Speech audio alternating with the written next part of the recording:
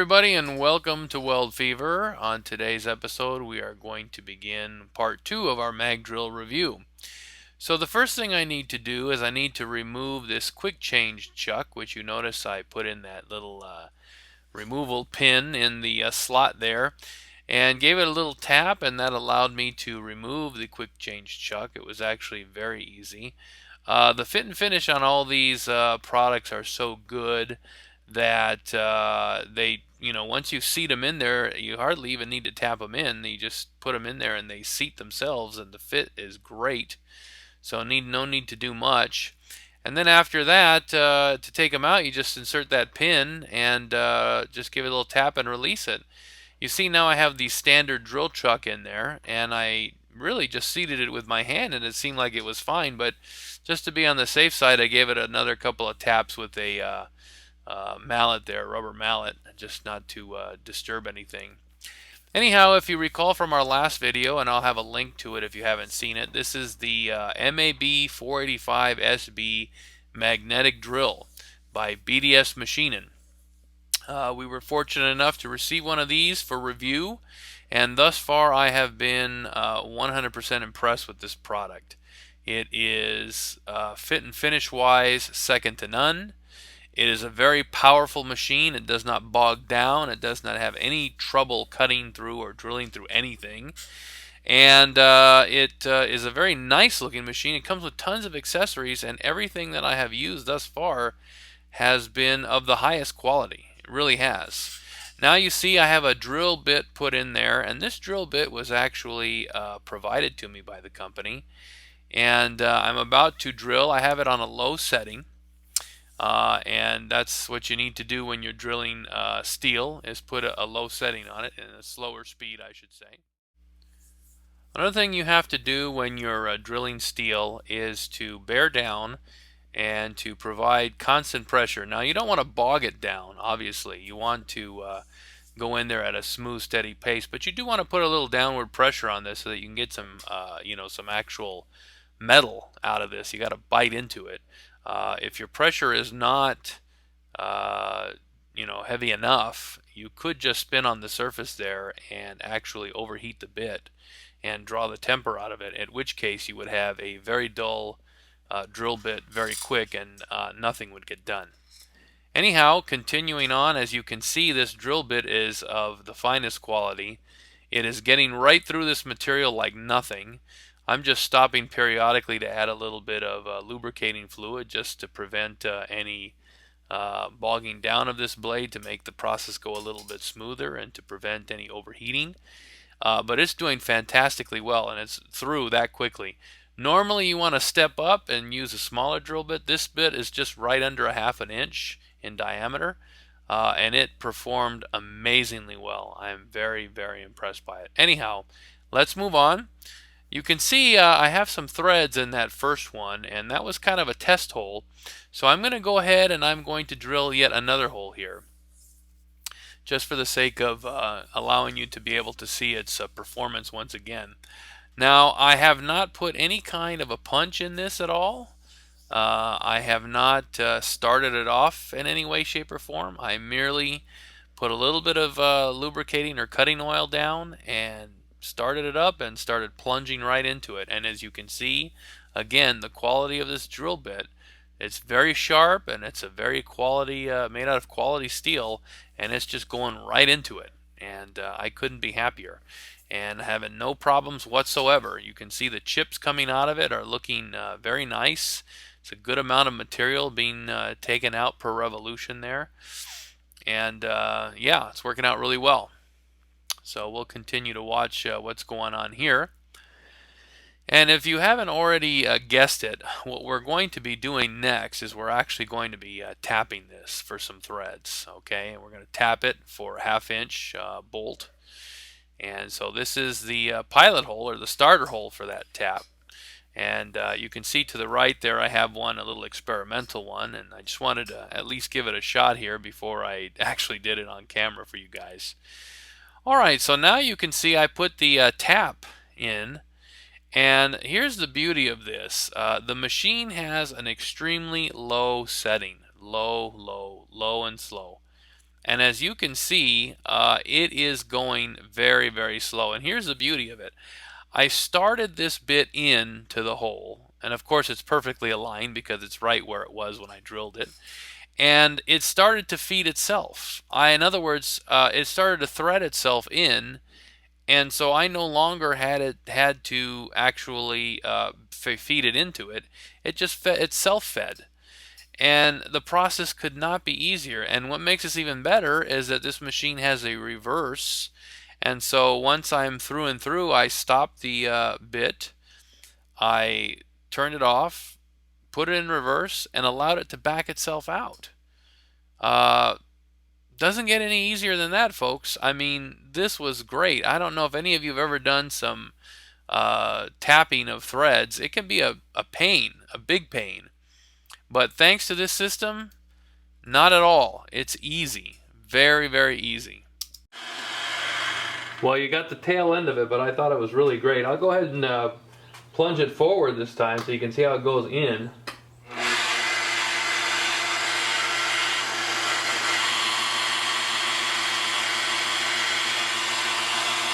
There it goes. It's like self-feeding itself because it's right on the threads, which is perfect. So you know it's getting in there very well. Now I'll stop it. I'll put it in reverse. And watch how it just lifts itself up. I'm not touching it. The handle here is moving by itself.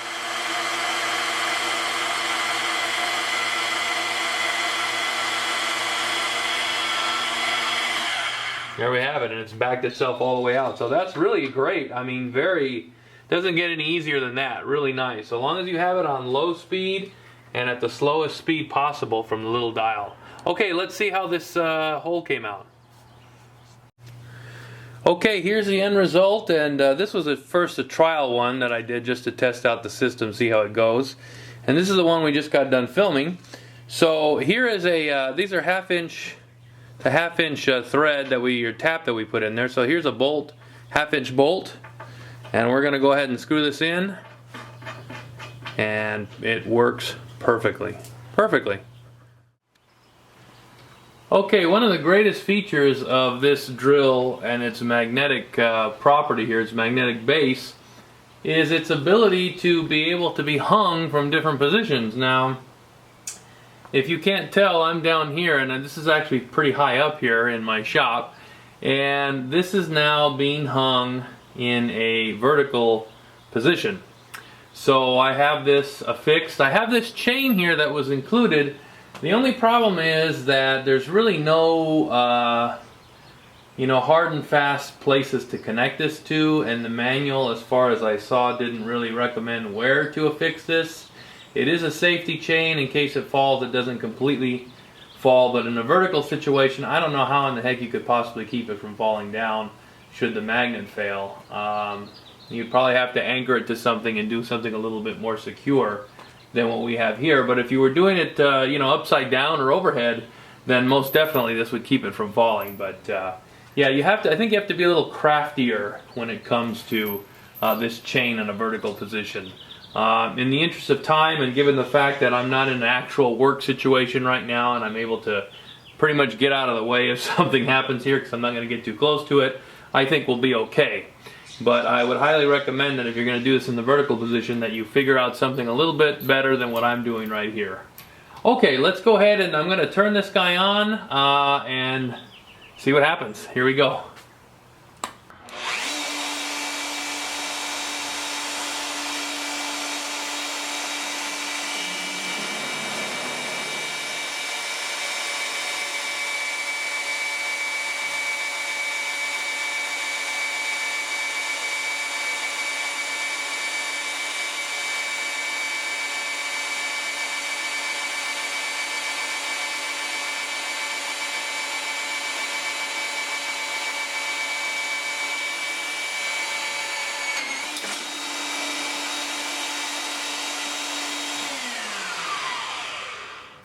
Okay, it doesn't matter what position, this guy is going to drill and drill cleanly.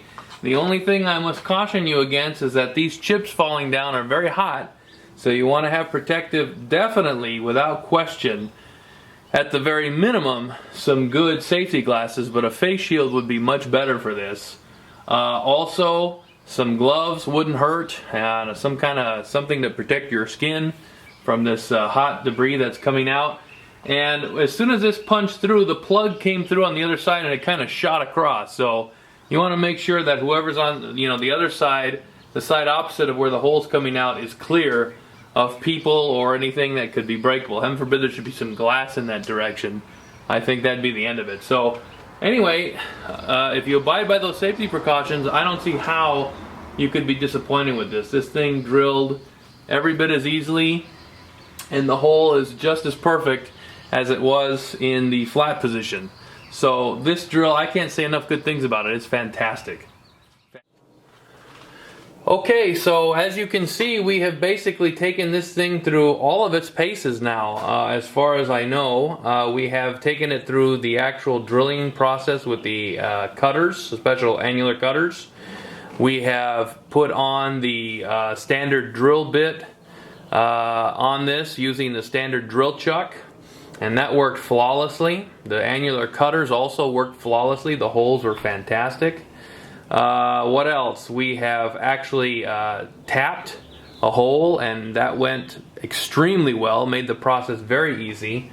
Nothing has given me any problems in terms of power on this thing. This little guy packs a punch. It is extremely powerful. The magnet works great. The features on it are fantastic. The ability to go from a high-low and to adjust the speeds accordingly is also a fantastic feature. I think if it weren't for that, tapping would be impossible. So all in all, I say that this machine is absolutely fantastic. Now there was one small issue that I encountered, and it has to do with this little guy right here. This little quick connect that connects the actual tube that leads from the lubricating tank to the quick change chuck here, it was leaking, and it leaked quite a bit, and I couldn't really solve the problem. And I spoke to the people over at BDS Maschinen. They were kind enough to send me a new tank and try to resolve this issue. I just couldn't quite figure out what was going on. Finally, after a lot of testing and going back and forth, I realized it was actually the quick connect.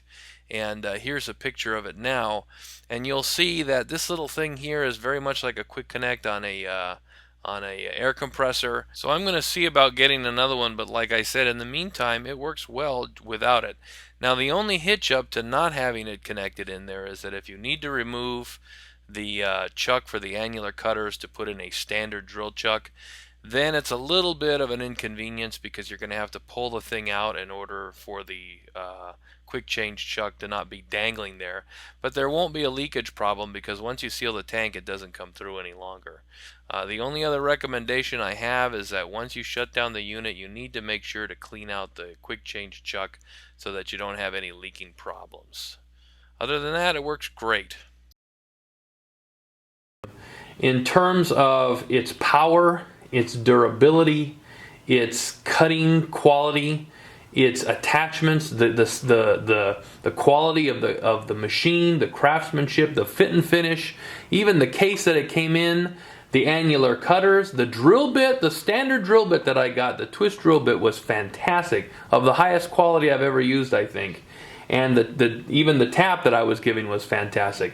All of the meat of this is second to none. Really, really good. And I'm not just saying that. I honestly believe it. I can see a welder, craftsperson, an erector of steel, you name it, an iron worker, using this for years and years and years and being very, very satisfied with it. I've used other mag drills like this, similar to this in the past, and frankly, this is my favorite. They've never been as flawless and as easy to use as this one, and produce such great results. A lot of times I have bogged them down to where, you can tell they're underpowered machines. I couldn't bog this one down no matter how hard I tried, and I really tried, but it's really great. Anyway, that's it. That's going to do it for now. Thank you very much for joining me on this. Thank you very much to BDS Maschinen for providing this, and to our friends over in Connecticut. I'll also have a link to them as well. I hope you guys enjoyed this. I hope it helps you make a decision if you're considering purchasing something like this. Make sure you guys visit us on our website, www.weldfever.com. We do have some merchandise for sale there. It kind of helps to support the show so we can keep doing this. And in addition to that, make sure if you like this video, please click the like button, the little thumbs up. It really does help, believe it or not. And if you have any questions or comments, make sure you shoot them to me. I'll be happy to answer them anytime.